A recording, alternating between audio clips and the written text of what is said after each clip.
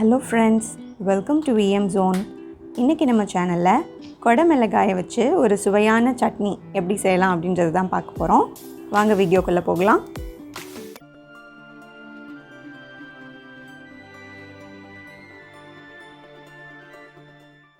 தேவையான பொருட்கள் 3 தக்காளி, 5 காஞ்ச மிளகாய், 4 பச்சை மிளகாய், 10 பல் பூண்டு, கொடை மிளகாய் 1, 3 பெரிய வெங்காயம், 2 ஸ்பூன் கடலைப்பருப்பு.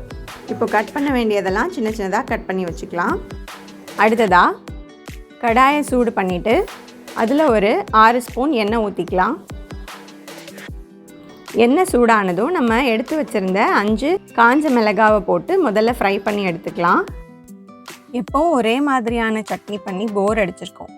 இப்போ நம்ம இது கூட இந்த கொடை மிளகாய் சேர்க்குறதுனால சட்னியோட ஃப்ளேவர் கொஞ்சம் மாறி ஒரு டிஃப்ரெண்ட்டான டேஸ்ட் கொடுக்கும். இதை கண்டிப்பாக நீங்கள் செஞ்சு பாருங்கள், உண்மையிலே ரொம்ப டேஸ்ட்டாக இருக்கும். இப்போ நம்மளோட காஞ்ச மிளகாவை ரோஸ்ட் பண்ணியாச்சு, எடுத்து வச்சுக்கலாம். அடுத்ததாக நம்ம எடுத்து வச்சுருக்கிற கடலைப்பருப்பை இதோட சேர்த்துக்கலாம்.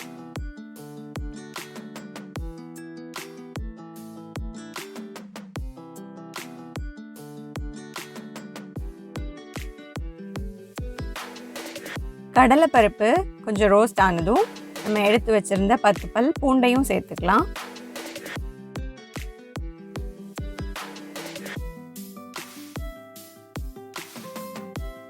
பூண்டு கொஞ்சம் வதங்கினதும் நம்ம கட் பண்ணி வச்சுருக்கிற பெரிய வெங்காயத்தையும் மிளகாயமும் சேர்த்துக்கலாம்.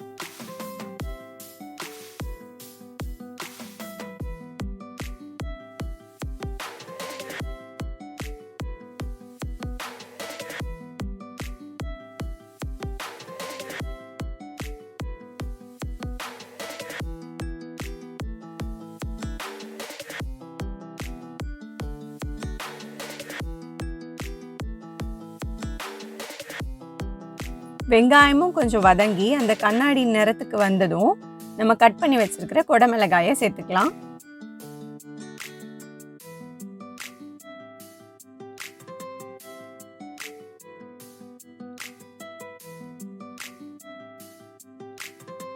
கொடை மிளகாயும் வதங்கின அப்புறமா நம்ம கட் பண்ணி வச்சிருக்கிற தக்காளியை கடைசியாக சேர்த்துக்கலாம். இப்போ இதுக்கு தேவையான உப்பையும் சேர்த்துக்கலாம். பார்க்கவே ரொம்ப கலர்ஃபுல்லாக இருக்குல்ல? அப்போ அப்படியே அந்த லைக் பட்டனையும் ப்ரெஸ் பண்ணிடுங்க.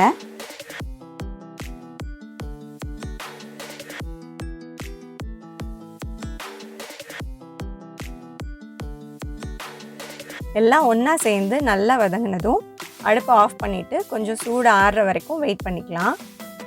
இப்போ நம்ம ஃபர்ஸ்டே வறுத்து எடுத்து வச்சுருந்த காஞ்ச மிளகாய், வதக்கி வச்சுருந்த எல்லா இன்க்ரீடியன்ட்ஸையும் ஒன்றா மிக்ஸி ஜாரில் போட்டு அரைச்சி எடுத்துகிட்டு வந்துடலாம். இப்போ நம்மளோட சட்னி ரெடி ஆயிடுச்சு. இதுக்கு நம்ம ஒரு தாளிசம் பார்த்துலாம். ஒரு 4 ஸ்பூன் எண்ணெய் ஊற்றிட்டு எண்ணெய் காஞ்சதும் கடுகு உளுந்தம்பருப்பு போட்டு அது வெடிக்கிற வரைக்கும் வெயிட் பண்ணுவோம்.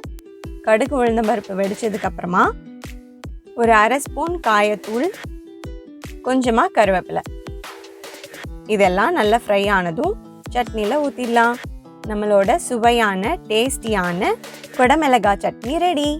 சட்னி எப்படி இருந்தது அப்படின்ற கமெண்ட்டை கீழே சொல்லுங்கள். இப்போ சப்போர்ட் பண்ணிகிட்ருக்கிற மாதிரி எப்போவுமே VM Zone சேனலை சப்போர்ட் பண்ணுங்கள்.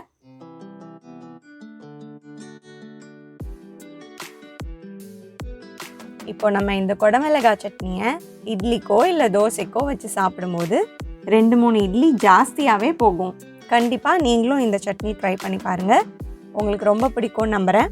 இந்த வீடியோ உங்களுக்கு பிடிச்சிருந்துச்சுன்னா உங்கள் ஃப்ரெண்ட்ஸ் அண்ட் ரிலேட்டிவ்ஸ்க்கு ஷேர் பண்ணுங்கள். இந்த சேனலை புதுசாக பார்க்குறீங்கன்னா மறக்காமல் சப்ஸ்கிரைப் பட்டனை ப்ரெஸ் பண்ணுங்கள். பக்கத்தில் இருக்கிற பெல் ஐக்கானையும் ப்ரெஸ் பண்ணுங்கள். இந்த வீடியோவை பார்த்த எல்லாருக்கும் ரொம்ப நன்றி.